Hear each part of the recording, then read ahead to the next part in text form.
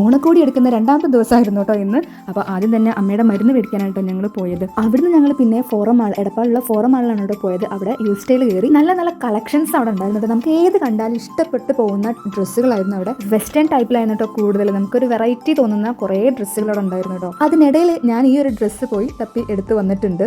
999, അതായത് 1000 റുപ്പീസ് തന്നെ ഈ ഒരു ഡ്രസ്സിന്റെ റേറ്റ് വരുന്നത്. പക്ഷേ അമ്മയ്ക്ക് എന്തോ വലിയ ഇഷ്ടപ്പെട്ടില്ല കേട്ടോ. അപ്പോൾ ഞാൻ പതുക്കെ അത് അവിടെ തന്നെ കൊണ്ടുപോയി വെച്ചു. ഇനി ഒരുപാട് വെറൈറ്റീസ് നിങ്ങൾക്ക് ഞാൻ കാണിച്ചു. ഈ ഒരു വെള്ള ടോപ്പ് കണ്ടില്ലേ, നല്ല ഭംഗിയില്ലേ കാണാൻ വേണ്ടിയിട്ട്. ഇത് നമ്മുടെ കോളേജ് സ്റ്റുഡൻസിനൊക്കെ ഇട്ട് ചെത്തി നടക്കാൻ പറ്റിയ ഒരു സംഭവമാണ് കേട്ടോ. നല്ല ഭംഗിയുണ്ട് കാണാൻ. ഞാൻ കുറച്ചിടത്തിന് വെച്ച് നോക്കിയിട്ട് പതുക്കെ അവിടെ തന്നെ. ഇനി അടുത്തത് വരുന്നത് ഇതേപോലെ ഒരു വൈറ്റ് കുർത്തയും അതിൻ്റെ പാൻറ്റും ഉണ്ട് കേട്ടോ. സെപ്പറേറ്റ് ആയിട്ടാണ് അതിൻ്റെ റേറ്റ് കാര്യങ്ങളൊക്കെ വരുന്നത്.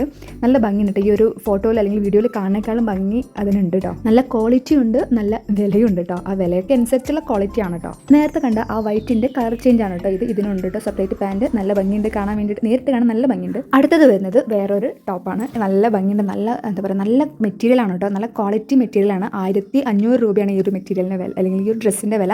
എനിക്ക് രണ്ടാമത് ഇഷ്ടപ്പെട്ട ഒരു സംഭവമാണ് കേട്ടോ. ഞാൻ എടുക്കണമെന്ന് ആഗ്രഹിച്ച് എൻ്റെ അമ്മയോടൊക്കെ ചോദിച്ച് നിൽക്കുകയാണ് കേട്ടോ. പക്ഷേ അമ്മയ്ക്ക് എന്തോ വലിയ തൃപ്തി ആയില്ല. അമ്മയ്ക്കൊരു കളർഫുൾ ആവണം എന്നുള്ള ആഗ്രഹം കൊണ്ട് അമ്മ പറഞ്ഞു നമുക്ക് വേറെ നോക്കാമെന്ന് പറഞ്ഞു. അങ്ങനെ അവിടുത്തെ പർച്ചേസിംഗ് ഒക്കെ കഴിഞ്ഞ് ഞങ്ങൾ നേരെ നെക്സ്റ്റോടെ ഹൈപ്പർ മാർക്കറ്റിലേക്ക് തന്നെ കയറി കേട്ടോ. അമ്മയ്ക്ക് ഓണത്തിന് കുറച്ച് സാധനങ്ങൾ മേടിക്കണം. അപ്പോൾ ഈ ഒരു വരവിന് അതായിക്കോട്ടെ എന്ന് വിചാരിച്ചു. നമ്മുടെ ട്രോളി കിട്ടിയത് ധ്യാനേട്ടൻ്റെ കയ്യിലായതുകൊണ്ട് തന്നെ അവന് വേണ്ട സാധനങ്ങളൊക്കെയാണ് കേട്ടോ സംഭവം പർച്ചേസ് ചെയ്യുന്നത്. അങ്ങനെ അമ്മ ആവശ്യമുള്ള എല്ലാ പച്ചക്കറികളും സാധനങ്ങളൊക്കെ മേടിക്കുന്നുണ്ടായിരുന്നു കേട്ടോ. ചെറിയൊരു ട്രോളിയാണ് ആദ്യം എടുത്തത്. പിന്നെ നമ്മുടെ അമ്മമാരാണല്ലോ സാധനങ്ങൾ മേടിച്ച് ട്രോളിയുടെ വലുപ്പം അങ്ങോട്ട് കൂടി പിന്നെ വലിയ ട്രോളി എടുക്കേണ്ടി വന്നു. പിന്നെ നമ്മുടെ അമ്മമാർ അങ്ങനെയാണല്ലോ, നമ്മളെപ്പോലെ അല്ലല്ലോ. കാരണം വീട്ടിലേക്കുള്ള അടുക്കളയിലേക്കുള്ള സാധനങ്ങൾ മേടിക്കുക എന്നതാണ് അവരുടെ മെയിൻ ആയിട്ടുള്ള ലക്ഷ്യം. അങ്ങനെ അവിടെ നിന്ന് ഇറങ്ങി ഞങ്ങൾ നേരെ പോയത് മറ്റൊരു ടെക്സ്റ്റൈൽസിലേക്കാണ് കേട്ടോ. ധ്യാനേട്ടൻ്റെ ഇരുത്തം കാണുമ്പോൾ വിചാരിക്കും അവിടെ നിന്ന് സാരിയുടെ കളക്ഷൻ നോക്കാൻ വന്നത്. അങ്ങനെ ഇന്നത്തെ നടത്തം ഇതോടുകൂടി അവസാനിച്ചു. അപ്പോൾ ഇത്രയുള്ള വീഡിയോ.